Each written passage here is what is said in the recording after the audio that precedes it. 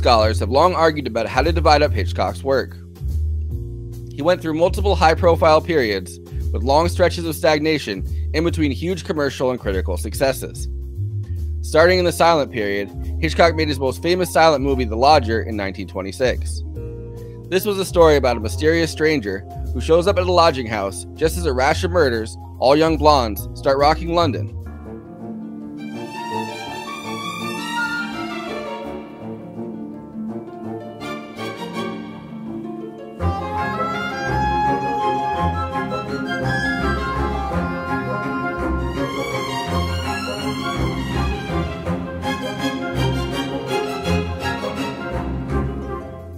The Lodger was based on a novel by Marie Belloc Lowndes, first published in McClure's in 1911. It was based on Jack the Ripper's Whitechapel murders, as a bunch of evidence had started to come out, including the work of L. Forbes Winslow, a famous psychiatrist who had worked on the Jack the Ripper case. The Lodger was also based on the case of the Lambeth poisoner, Thomas Neil Cream, a Scottish-Canadian medical doctor who got caught poisoning his patients in 3 different countries, mainly women who wanted abortions and prostitutes.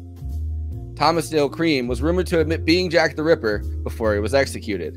However, this is an impossibility, since Dr. Cream was in prison in Illinois in 1888, after a woman who paid him to poison her husband turned state's evidence. The Lodger imagined a dapper transient stranger like Thomas Neil Cream being Jack the Ripper. The Lodger, Hitchcock's cinematic adaptation of the lurid story, was his first feature-length thriller.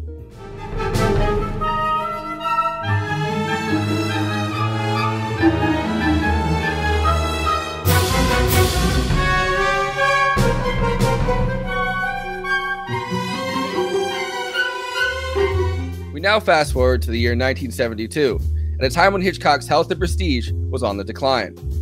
Psycho, paradoxically a movie that was actually less graphic than audiences remembered, had broken the Hays Code system, as it was already faltering. This led to an unparalleled new cinema movement where American films were allowed to tackle adult themes and show more violence.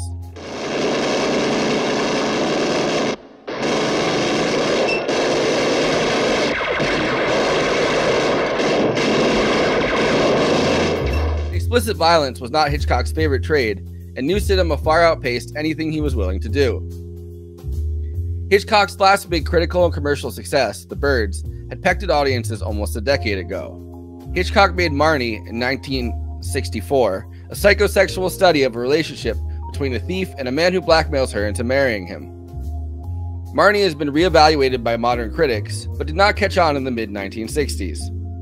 Hitchcock struggled getting audiences to go see his next 2 films, which were both political thrillers.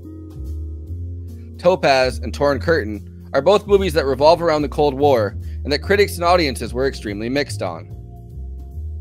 Hitchcock had to go back to the drawing board, the one subject that audiences had loved more than anything else: murder, especially serial killers, and especially serial killers with mommy issues.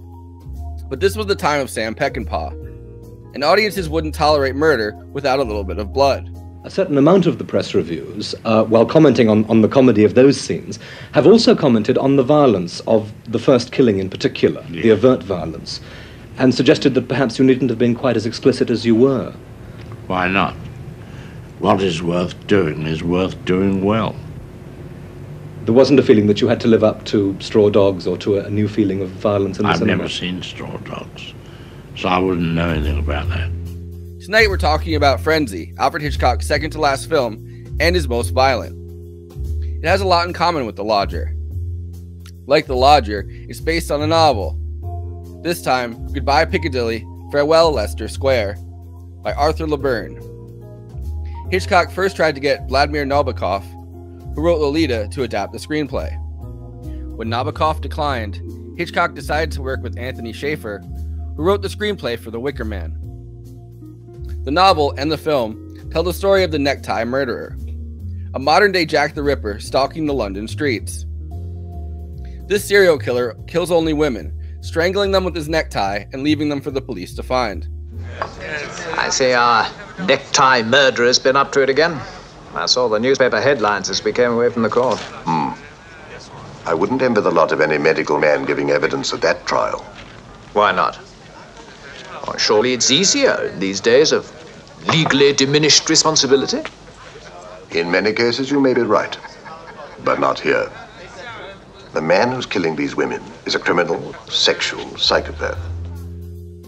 In regular Hitchcock fashion, the murders are blamed on the wrong man. A former RAF squadron leader, Dick Blaney. The circumstantial evidence against Blaney keeps piling up. John Finch plays Richard Blaney, and Barry Foster plays his friend, and way more suspicious guy, Bob Rusk. Both actors were purposely chosen because they weren't stars, but lesser-known British actors. While preparing for this film, Hitchcock told Barry Foster to learn about the story of Neville Heath, a British serial killer who managed to pass himself off as an RAF officer. Hitchcock, of course, is a man not to be outdone in the name of cinema. Frenzy is one of the most graphic rape and murder scenes shot on film up to that point, and Hitchcock's first use of explicit nudity. During the production of Frenzy, Hitchcock's wife and longtime creative partner Alma suffered a stroke. By this point, they were both getting up there in age, and Frenzy was Hitchcock's second to last film ever. Frenzy has been retroactively hailed as Hitchcock's last great film. Ingredients are somewhat mystifying. There's smelts, ling, conger eel, John Dory, pilchards, and frogfish. And now, since that must have been fairly satisfying, I thought a simple roast bird would be enough.